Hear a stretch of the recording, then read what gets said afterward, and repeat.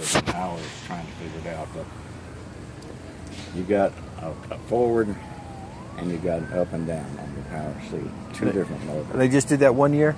Just was 1 year. I think it caused so much trouble, to tell you the truth. But when you got it, I'll show you.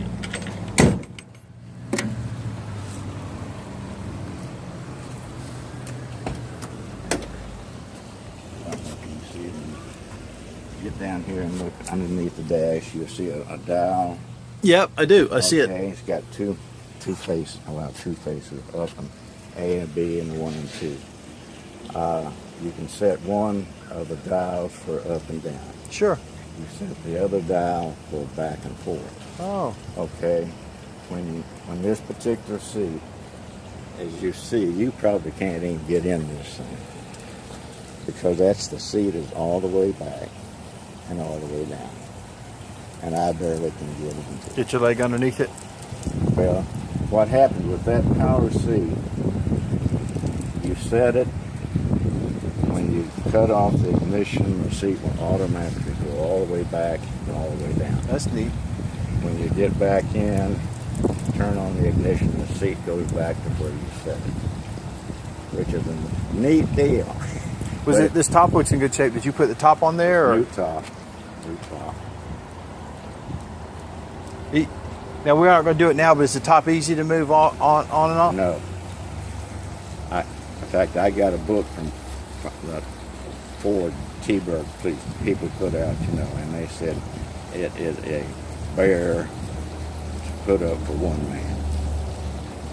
So if you take it down, you want to probably leave it down. I've had it down one time. It seemed like when I was in your garage, the top might have been down. Well, it might have been, but I only had it down one time because it's a two-man job. Two-man job. There's no power. No power. You have to. It's got 3 latches here, here, and back here. And when you take the top down, you take this latch first. Right. It just pushed it off. Then you take the front latch, fold it back, and take the back latch. Now you have to fold it down in this trunk. And then when you fold it down, this section goes straight up in the air. Like that. Then you fold this one down, and then you lift that whole section up and pull it forward some and set it back down into the well. Wow. It's a bear. Carpet looks good. The seats look good. Huh? Carpet and the seats look good. Well, they're all new. The door panels, the carpet. Who'd you get to put that in?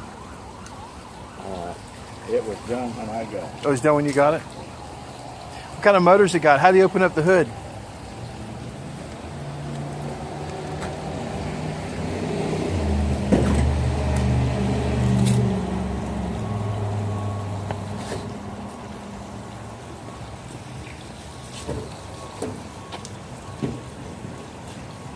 It's a 312, 245 horse.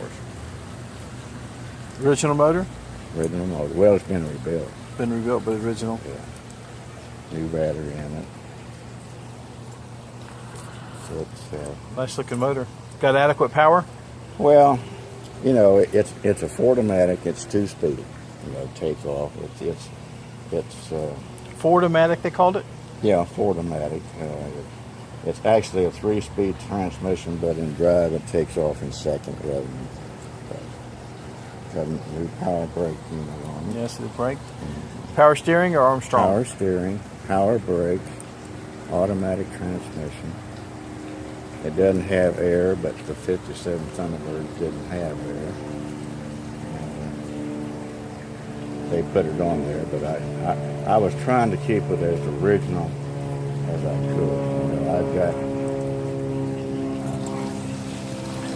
body panels and interior all looks good.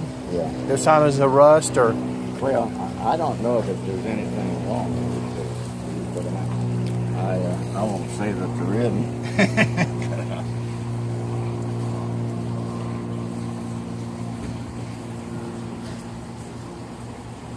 Pretty much whenever you go out and start it up mechanically, starts right up. Oh, yeah.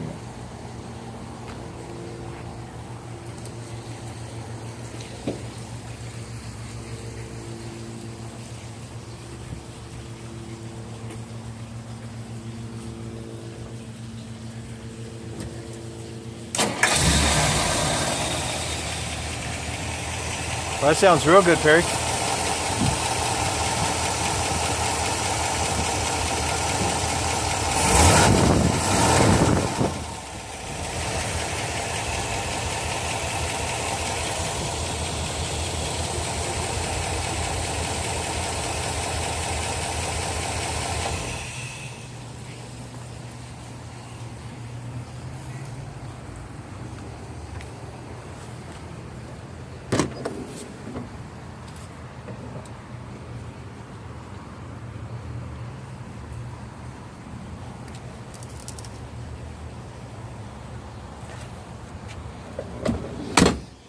Thunderbird mats.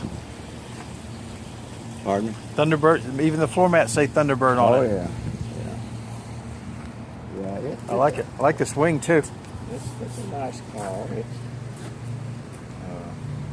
like I said, I've restored antiques, you know, for show cars, and a show car you don't drive, Yeah. and they have to be perfect.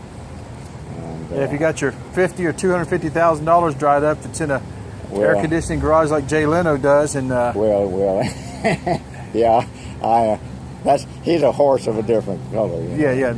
But I watch his show sometimes on the History Channel. well, it's interesting, you know. Jay's Garage, I think they call it. He does what he wants to do, and that's great. Got a few $100 million, you guess he can do that. Well, I've got 2 restored cars that are out at Don Garlich's museum, and they have won national first prize everywhere they've been. But it would take me 2 days to polish the brass on it, to take it out. No. 2 days to polish brass on it. I'm too old for that. I'm too old for that. So you knew when you bought this one, this was going to be one that you drive Well, occasionally. this was going to be a driver. Now, did you? Where did this car enter your youth at that had you drawn to it? Did you? Somebody have one in high school or college that you had?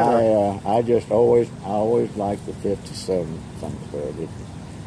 The rear end of it is much neater looking and you got the spare in the trunk, you know, instead of on the '56 they put it on the back. And I've always liked the looks of it. No, it's an easy. I can see that. I had a '57 retractable. Now that was a bear too. That hard top, you know, that folded down. Right. It had more motors and gears than what this one did. It was a bear. But and you know, you put the time, and I do most of the work on it. You do that, and actually, I guess, to be honest with you, I enjoy restoring them more than I do driving. Yeah, so You know? it's a pleasure to stand here and look at it. Well, it's a pleasure to me to take the cars, my old cars. I didn't have any bodies on them or fenders or anything else. I had to get all that, you know, put the cars together and get, when you're looking for stuff from 1909s and 1910s, you don't have a lot of choice. Yeah, sure. You know, you don't have a lot of choice. Now, what do you know about the history of this car? Where it came from, or Well,